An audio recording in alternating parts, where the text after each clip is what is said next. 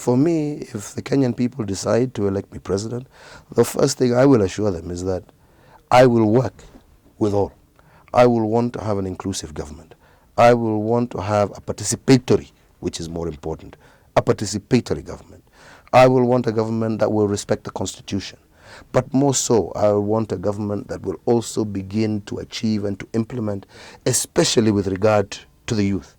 There are a number of programs, especially in the agricultural sector, that are youth-linked that can help us push and move towards food security.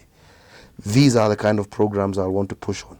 Youth agenda programs that will engage our youth and ensure that the hopelessness that is developing amongst our youth is dealt with and managed as we create new opportunities for them, taking advantage of the technological advancements that we are making, taking advantage of the fiber that we are laying, to create opportunities, especially for our young people, and also in agriculture.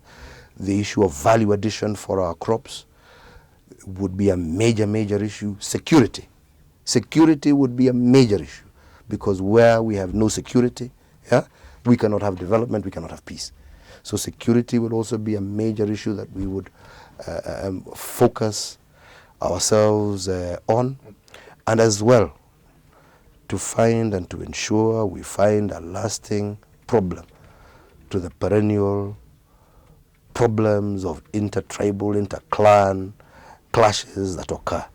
This is something that will be fundamental to a government that I lead, to ensure that we have equity in the distribution of our resources, and that the resources, hopefully, that we shall be able to obtain through the various mining possibilities and oil, etc., are ultimately enjoyed by the majority in this country, while ensuring that those who come from the areas that these resources come from also feel that they have benefited from them.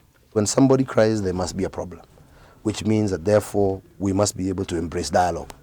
And this is something that has happened to me in the past. I've come across some of these situations, especially when I was in the Ministry of Finance. We must be able to embrace dialogue. We must be able to come across a table.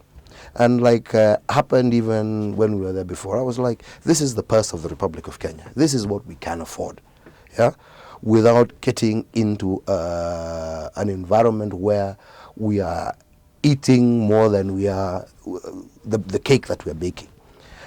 And with that understanding, I would hope also the teachers and doctors would be able then to see and say, well, if this is what there is, we must be able then to work together. As we grow our economy, we will then be able to afford more. As we become more efficient, we will be able to afford more, right? But at this particular time and moment, this is what we can afford. Let us agree, because it is not the end of the world. And that is why I say we must all be pragmatic, we must all be realistic in how we address these particular problems. We don't want to do it through confrontation, we want to do it through dialogue, we want to do it through understanding, we want to do it through a process of transparency. Because if you can't afford something, you can't afford it. But you need to be able to show and explain and to show you're not hiding anything, right? And to work together so that if there's areas that we can cut back and create more room to accommodate our teachers and our doctors, we do so. But we do so through a spirit of dialogue, through a spirit of understanding that Kenya is a growing economy.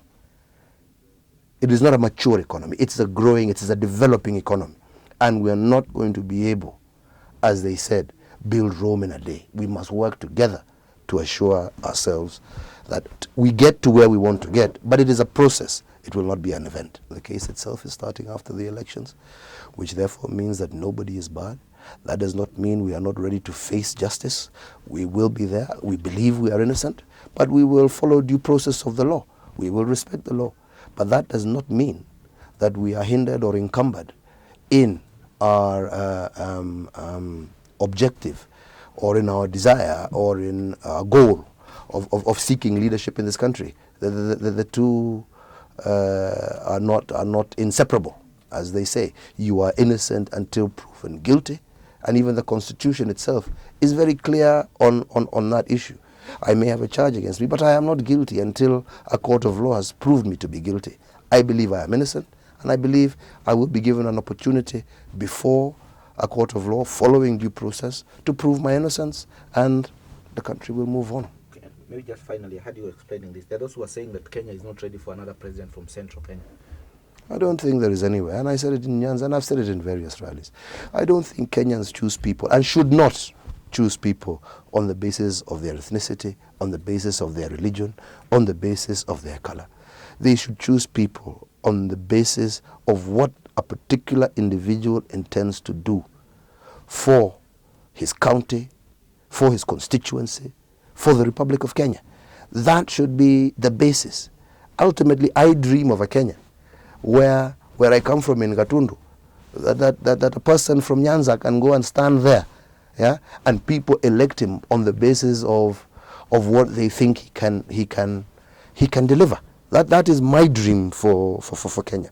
That is where I hope that one day my children or my grandchildren, yeah, will be.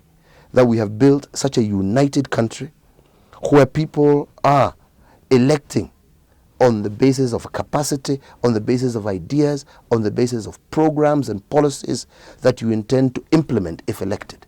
Not on the basis of your tribe, not on the basis of your color, not on the basis of your religion, but on the content of your mind and your heart and where you wish to take a country, where you wish to take a county, where you wish to take a constituency. That is my ultimate dream for this country.